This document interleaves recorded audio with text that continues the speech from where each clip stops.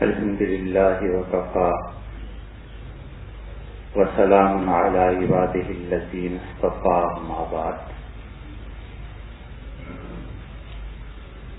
اللہ تعالی نے جن باتوں کو فرض قرار دیا ہے ان میں ایک چیز تربیت بھی ہے۔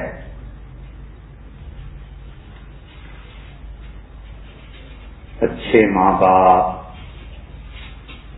جن کو اللہ نے قرآن کریم میں قابل تعریف ٹھہرایا ہے، اور اچھی اولاد جس کے لیے انبیاء علیہ السلام نے دعائیں مانگی ہیں، یہ سب وہ ہیں جن کی اچھی تربیت ہوئی۔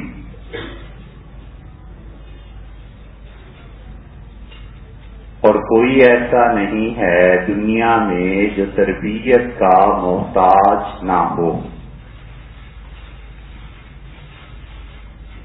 بچہ ماں کو دیکھتا ہے، باپ کو دیکھتا ہے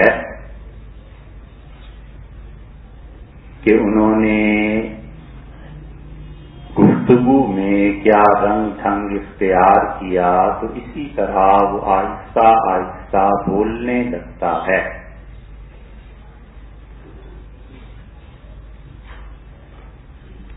اور چھوٹے بچے اگر کبھی آپ غور کریں تو ان پہ بڑی چھاپ اپنے اساتذہ کی نظر آتی ہے کہ کلاس میں ٹیچر نے جو بات کہی بچہ ویسی ہی بات آ کے گھر کرے گا، حتیٰ کہ بچوں کو شوق ہوتا ہے کہ وہ پڑھانے لگ جائیں کیونکہ انہوں نے اپنے استاد کو پڑھاتے دیکھا ہے۔ تو کوئی شخص ایسا نہیں ہے جو تربیت کا محتاج نہ ہو، حتیٰ کہ حضرات انبیاء علیہ السلام جو کتنی نیک اور پاکیزہ فطرت کے ہوتے ہیں، اور پھر حضرت رسالت پناہ صلی اللہ علیہ وسلم کی تو بات ہی اور ہے، اس کے باوجود فرمایا کہ ادبنی ربی، میرے پروردگار نے میری تربیت کی، وَأَحْسَنَ تَعْدِيبِي، اور کیا ہی اچھی میری تربیت اللہ نے کی ہے۔ اس معنی میں کر کے وہ تلمیذ الرحمان ہیں، یعنی اللہ کے رحمان کے براہ راست شاگرد ہیں۔ اس لیے تعلیم سے بھی زیادہ ضروری چیز تربیت ہے۔ ایک بچے نے یہ مسئلہ پڑھا کہ مستعمل پانی، جو پانی استعمال ہو جائے وہ پاک ہے لیکن پاک کرنے والا نہیں۔ وضو کیا اور وضو کا پانی جمع ہو گیا کسی جگہ پہ، فرض کر لیں کسی نے کسی لگن میں جمع کر لیا، تو اب یہ پانی پاک ہے، جسم پاک تھا، پانی پاک تھا، اس پانی نے جسم کی جو بھی طہارت مزید کی وہ شریعت کا ایک حکم ہے، لیکن بنیادی طور پر یہ پانی وضو کا پاک ہے۔ اگر اسے ناپاک قرار دیں تو کپڑے ناپاک ہو جائیں، پھر تو کوئی نماز ہی نہ پڑھ سکے۔ لیکن یہ پانی پاک کرنے والا نہیں ہے، اور حکم یہ ہے کہ وہ پانی پیو جو پاک بھی ہو اور پاک کرنے والا بھی ہو۔ اب بچے نے یہ مسئلہ پڑھ لیا اور وہ پانی کا گلاس لاتا ہے اور اس کا انگوٹھا ناخن کا کچھ حصہ پانی کے گلاس کے اندر ہے، اور وہ تر ہو گیا جب ناخن اس کا، تو اس کا مطلب ہے کہ وہ پانی پاک تو ہے لیکن پاک کرنے والا نہیں ہے۔ تو اہل علم سکھاتے ہیں کہ بیٹے پانی، برتن، گلاس، کچھ بھی اسے پیندے کے قریب سے نیچے سے پکڑتے ہیں، کیونکہ اگر آپ کی انگلی یا اس پہ ناخن لگ گیا یا انگلی چلی گئی تو یہ پانی پاک تو ہے، پاک کرنے والا نہیں، اور بہتر یہ ہے کہ آدمی وہ پانی پیے جو پاک ہو بھی اور پاک کرنے والا بھی۔ اب بظاہر یہ چھوٹا سا مسئلہ ہے، لیکن تربیت ہے، اور اس تربیت کی وجہ سے ذہن بنتا ہے۔ اور حضور صلی اللہ علیہ وسلم جو خطبہ دیا کرتے تھے جمعے میں، وہ لوگوں کی تربیت ہی ہوتی تھی، اور ہم عمر بھر خطبے سنتے ہیں جمعے کے اور کچھ نہیں سمجھتے کہ کیا مولوی صاحب کہہ رہے ہیں اور کیا ہم سن رہے ہیں۔ اس لیے اس خطبے کا سمجھنا بھی ضروری ہے کہ آپ کو پتہ ہونا چاہیے کہ کیا کہا جا رہا ہے اور اس سے ہمیں کیا رہنمائی ملتی ہے۔ حضور صلی اللہ علیہ وسلم خطبے ارشاد فرماتے تھے، اور خطبے کے معنی تقریر سمجھ لیجئے کہ وہ تقریر فرماتے تھے مختلف مواقع پر، اور جمعے کے دن نماز سے پہلے خطبہ دیا کرتے تھے دوپہر سے پہلے، اور عید کے دن نماز کے بعد خطبہ ہوتا ہے۔ اور خلفائے راشدین یہ سب کے سب حضرات عید کے دن 2 رکعتیں پڑھا کے بالکل تھوڑا سا وقفہ کرتے، اطمینان سے بیٹھتے تھے اور پھر اس کے خطبہ دیتے تھے۔ اور اسی لیے وہ جو 2 رکعتیں عید کی ہیں اس کے بعد صحابہ کرام رضی اللہ عنہم طویل دعا عید کے دن مانگتے تھے، بڑی طویل دعا، اور حضور صلی اللہ علیہ وسلم فرماتے تھے کہ عید کا دن ایسا ہے کہ اللہ نے تمہاری بخشش کا فیصلہ کر لیا ہے، اور عورتوں سے کہو کہ وہ آئیں، اور جو عورتیں نماز میں شریک نہیں ہو سکتی وہ عیدگاہ کے پرے بیٹھ جائیں، کہیں عیدگاہ میں پیچھے بیٹھ جائیں، اور ان کے لیے خیمہ لگایا جائے۔ اور فرمایا حضور صلی اللہ علیہ وسلم نے کہ ان سے کہنا اس دعا میں ضرور شریک ہو جائے۔ عید کے دن طویل دعا مانگتے، حتیٰ کہ خلفائے راشدین کے متعلق آتا ہے کہ وہ سواری پر سوار ہو جاتے تھے تاکہ لوگوں کو دکھائی دے، نظر آئے کہ کوئی آدمی دعا مانگ رہا ہے اور کوئی ان کا امام ہے۔ اس لیے حضور صلی اللہ علیہ وسلم کو خطبے کا بڑا اہتمام رہتا تھا، نکاح میں بھی خطبہ ہے، عید میں بھی خطبہ ہے، جمعے کی نماز میں بھی خطبہ ہے، بارش کی نماز میں بھی خطبہ ہے، ہر جگہ حضور صلی اللہ علیہ وسلم نے لوگوں سے مخاطب ہوئے اور کچھ نہ کچھ ارشاد فرمایا تاکہ صحابہ کرام رضی اللہ عنہم کی ذہنی طور پہ تربیت ہو۔ خطبہ بنیادی طور پہ کھڑے ہو کے دیا جاتا ہے، اور قرآن کریم میں بھی آیا ہے۔ حضرت شعیب علیہ السلام نے کہا کہ یا قوم انکانا، اے میری قوم کے لوگوں، اگر ان کبر علیکم مقامی و تذکیری بآیات اللہ، اگر یہ میرا کھڑا ہونا اور تمہیں واعظ اور نصیحت کی بات کہنی اتنی ہی ناگوار گزرتی ہے، تم اس سے تنگ آئے ہوئے ہو، تو میں کیا کروں؟ میں اللہ کی طرف سے مامور ہوں کہ تمہیں سناؤں، اور اللہ نے حکم دیا ہے کہ میں تمہارے سامنے بات رکھوں۔ اس لیے خطبے میں بنیادی طور پہ حضور صلی اللہ علیہ وسلم فرماتے تھے ہر وہ خطبہ جس میں اللہ کی شہادت نہیں دی گئی اور میری شہادت رسالت کی نہیں دی گئی، اجزم، آپ نے فرمایا وہ ایسی ہے جیسے کوڑ کا مرض کسی کو لگ جائے، یعنی یہ پوری تقریر بے رونق رہی۔ اسی لیے خطبے کے متعلق ارشاد فرمایا کہ کھڑے ہو کے دیا جائے اور سلام بھی اس میں حضور صلی اللہ علیہ وسلم پہ بھیجا جائے، اللہ کی حمد و ثنا بھی کی جائے، اور رسول اللہ صلی اللہ علیہ وسلم جمعے میں ہمیشہ ایک خطبہ دیا کرتے تھے. الحمدللہ سے شروع فرماتے تھے، یعنی الحمدللہ سے اللہ کی تعریف سے شروع کر کے آخر تک بس پہنچا دیتے تھے. 2 خطبے حضور صلی اللہ علیہ وسلم کے ابتدائی دور میں نہیں تھے. پھر جب عمر مبارک بڑھ گئی اور کھڑا ہونا دشوار ہو گیا اور کمزوری زیادہ ہو گئی تو آپ نے ایک خطبہ دیا، پھر بیٹھتے تھے، پھر دوسرا خطبہ دیتے تھے. تو امت نے حضور صلی اللہ علیہ وسلم کے آخری عمل کو ہمیشہ اپنایا. حنفی فقہا خاص طور پہ کہتے ہیں کہ حضور صلی اللہ علیہ وسلم کی وفات سے پہلے جو چیزیں ہیں انہیں اپناؤ تاکہ یہ پتہ چل جائے کہ کینسلیشن نہیں ہوئی تھی. ممکن ہے ایک کام کیا ہو، بعد میں کینسل ہو گیا ہو، تو وفات سے جتنا قریب کی چیزیں ہیں ان کو لینا چاہیے. تو حضور صلی اللہ علیہ وسلم کی کمزوری صحت کی ہو گئی تھی، 2 خطبے درمیان میں بیٹھ جاتے تھے. یہ اسی وجہ سے حکم ہے کہ درمیان میں بیٹھا جائے. اور اسی طرح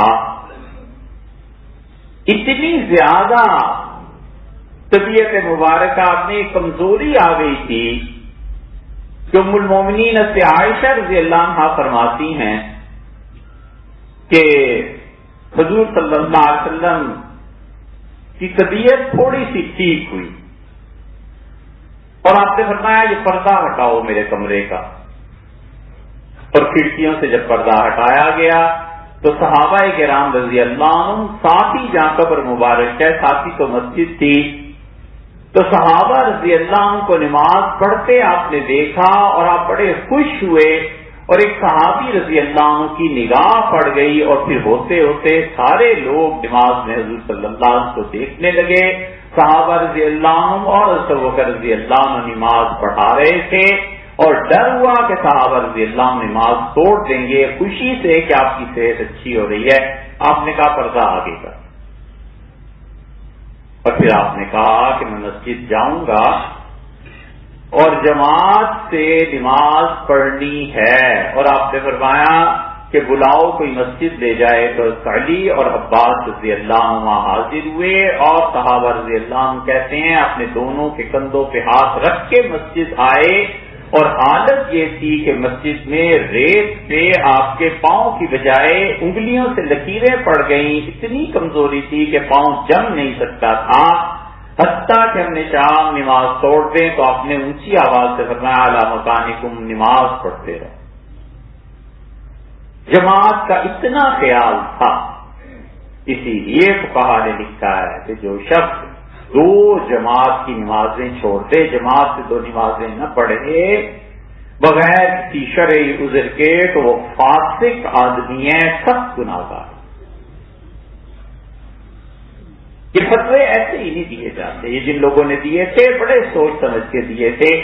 اسی لیے قرآن منافقین کے متعلق کہتا ہے کہ ان منافقوں کو دیکھیے، آپ کے پیچھے آ کے نماز پڑھتے ہیں، کسالہ اور بہت زیادہ سستی سے آتے ہیں، جیسے کوئی مارے بدے مسجد لا رہا ہے. یہ منافقین کا حال تھا حضور صلی اللہ علیہ وسلم کے زمانے میں. ابن مسعود رضی اللہ عنہ کہتے ہیں ہمارے دور میں جو آدمی بستر مرض پر بھی ہوتا تھا وہ جماعت میں وہ منافق بھی آ جاتا تھا کہ الزام نہ لگے جماعت کی نماز چھوڑ دی. منافق بھی جماعت سے پڑھتے تھے. تو سوچنا ان لوگوں کو چاہیے جو سرے سے پڑھتے ہی. تو حضور صلی اللہ علیہ وسلم خطبے میں ایسی چیزیں ارشاد فرماتے تھے جس کا تعلق تربیت سے تھا. اور آپ نے جمعے کے خطبے کے متعلق ارشاد فرمایا کہ تم عقل مند آدمی اگر دیکھنا چاہو تو اس آدمی کو دیکھنا جو جمعے کا خطبہ تھوڑا دیتا ہے اور نماز لمبی پڑھاتا. اسی لیے فقہا نے لکھا ہے کہ لمبے خطبے دینا اور نمازیں چھوٹی پڑھانا یہ احمق ہونے کی علامت ہے. اسے بے وقوف بھی حضور صلی اللہ علیہ وسلم کراتے تھے. کبھی جمعے کا خطبہ لمبا نہیں دینا چاہیے. اس لیے حضور صلی اللہ علیہ وسلم اور ان کے بعد خلفاء راشدین، یہ جو دوسرا خطبہ ہے اس میں جو صحابہ کرام رضی اللہ عنہ کے نام آتے ہیں یہ اصل میں نہیں تھے. اس میں انشاءاللہ اس خطبے کی تشریح میں آپ سے عرض کریں گے. لیکن حضور صلی اللہ علیہ وسلم کا خطبہ کبھی تو شروع ہوتا تھا الحمدللہ، اور کبھی اس سے بھی مختصر خطبہ مسلم وغیرہ کی روایت میں آیا ہے. آپ شروع کرتے تھے ان الحمدللہ، اللہ کے لیے ساری تعریفیں ہیں، نحمدہ و نستعینہ و نستغفرہ، ہم اللہ کی حمد بیان کرتے ہیں، اس سے مدد مانگتے ہیں، اس کے سامنے توبہ کرتے ہیں، اور پھر میں یاد اللہ فلا مضل لہ، اور بہت مختصر خطبہ ارشاد فرما کے اتر جاتے تھے. خطبے کا آغاز ہر صورت میں آپ نے کیا ہے اللہ کی حمد سے. جمعے کے دن جب ممبر پہ تشریف لاتے تھے تو آپ فرما دیتے تھے کہ لوگوں بس، مطلب یہ تھا، یہ سمجھا دیا تھا لوگوں کو، اذا خرج الامام، جب امام آ جائے خطبہ دینے کے لیے، فلا صلاۃ ولا کلام، تو نہ نماز پڑھنی ہے نہ آپس میں گفتگو کرتی ہیں. ہر وہ چیز جو نماز میں منع ہے خطبے میں بھی منع. ایک آدمی ساتھ سے اٹھ کے چلا گیا. اب آدمی اگر نماز پڑھ رہا ہو تو اسے کیا پرواہ ہے، تو دیکھے ادھر ادھر کبھی کون گیا ہے کون نہیں گیا. اسی طرح ٹائم دیکھنا ہے. اب خطبے میں ٹائم دیکھے گا تو یہ باتیں صحیح نہیں ہیں. وجہ اس کی یہ ہے کہ حضور صلی اللہ علیہ وسلم نے فرمایا نماز اور کلام یعنی منع ہے، تو جو چیزیں نماز میں منع ہے وہ جمعے کے خطبے میں بھی منع.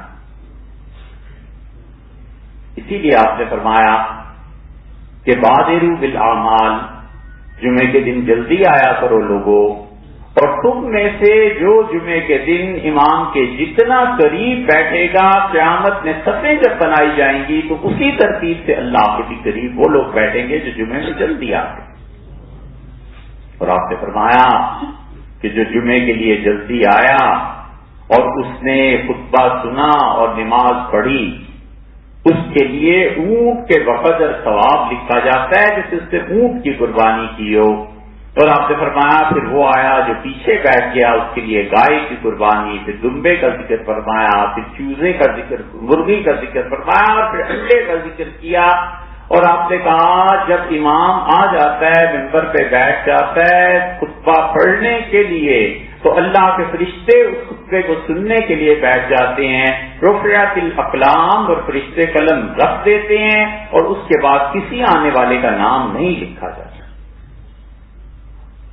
اللہ کے فرشتے نام لکھتے ہیں ہر اس آدمی کا جو جمعے میں آیا تھا. اللہ کے ہاں گواہی دیتے ہیں ہر اس آدمی کی جس نے جمعے کے خطبے میں بھی شرکت کی. اس لیے جو جمعہ کا جو خطبہ ہے حنفی فقہا اسے واجب قرار دیتے ہیں. حضور صلی اللہ علیہ وسلم بڑا مختصر خطبہ اللہ کی تعریف سے شروع کرتے تھے. ان الحمدللہ، الحمدللہ، اللہ کے لیے ساری تعریفیں ہیں. آدمی سوچے تو صبح سے شام تک کتنے اللہ کے انعامات ہیں جس سے شکر ادا کرنا چاہیے. ٹھنڈا پانی اللہ کی بہت بڑی نعمت ہے. سائے کی جگہ مل جانا اللہ کی بہت بڑی نعمت ہے. گرم روٹی مل جائے اللہ کی بہت بڑی نعمت ہے. روٹی خمیر ہو اور ڈبو کے شوربے میں کھا لے اللہ کی بہت بڑی نعمت ہے. ہضم ہو جائے کھانا خدا کی بہت بڑی نعمت ہے. آدمی چلے پھرے.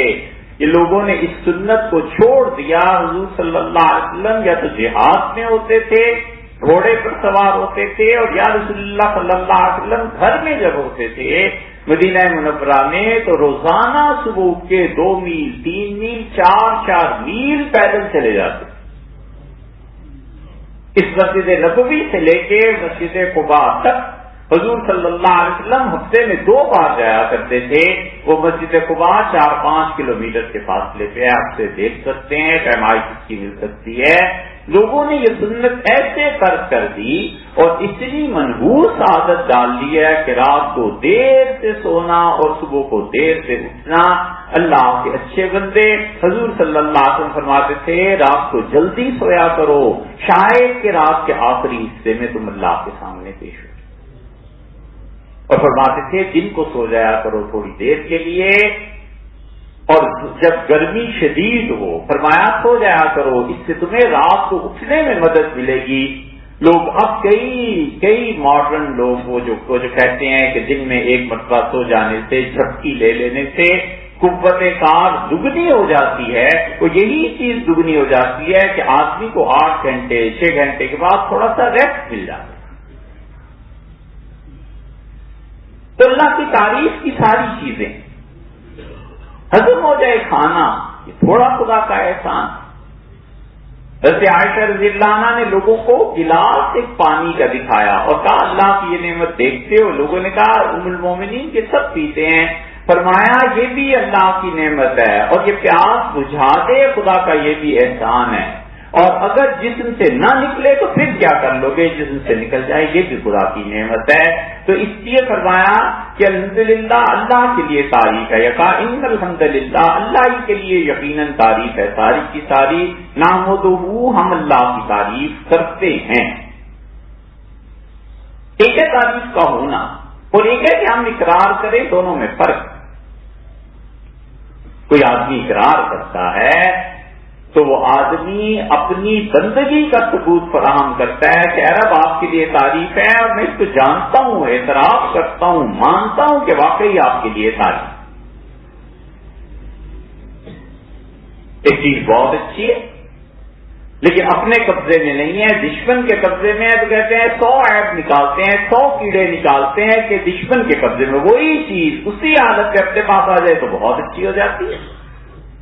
اس لیے اعتراف کرنا بھی ایک خوبی ہے کہ خطبے کے آغاز میں فرمایا کہ اللہ سے اس کی حمد کی اقرار کرو کہ اللہ میں آپ کی تعریف کرتا ہوں اور اللہ آپ سے استغفار کرتا ہوں، معافی مانگتا ہوں۔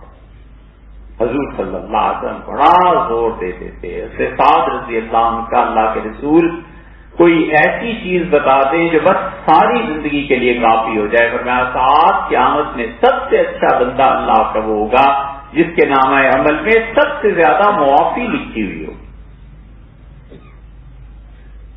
اس سے عتیبہ رضی اللہ عنہ کہتے کہ حضور صلی اللہ علیہ وسلم نے نماز پڑھائی اور میں پچھلی صف میں بیٹھا ہوا تھا، میں کھڑا ہوا، نماز سے فارغ ہو گئے تو میں نے ایک دعا مانگی تو رسالت پناہ صلی اللہ علیہ وسلم نے آواز دی کہ کون کوئی دعا مانگ رہا ہے؟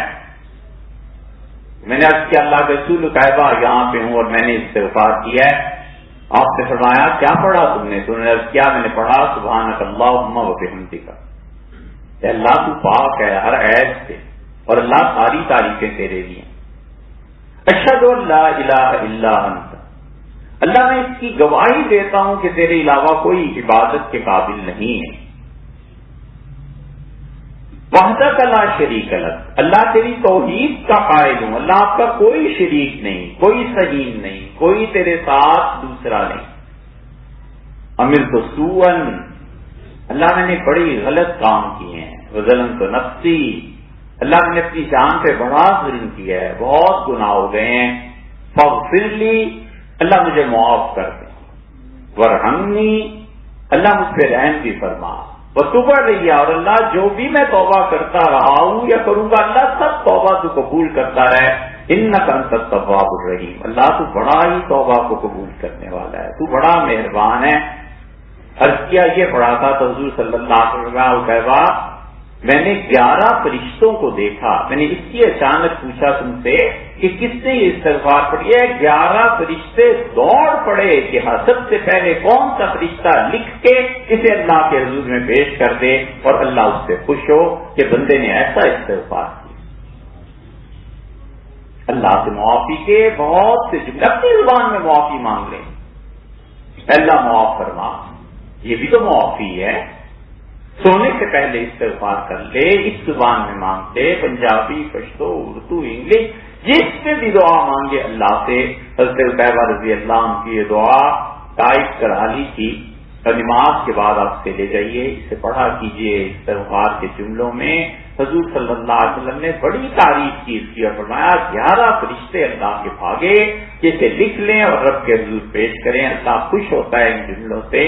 تو اس لیے حضور صلی اللہ علیہ وسلم خطبے میں فرماتے نستغفرہ، اللہ ہم آپ سے مغفرت کی طلب کرتے ہیں، اللہ تجھ سے بخشش چاہتے ہیں کہ جو گناہ ہو گئے انہیں معاف کر دے۔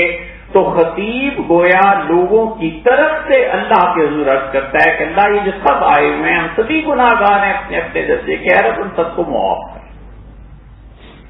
انشاءاللہ خطبے کے متعلق آئندہ کچھ جملے چلتے ہیں.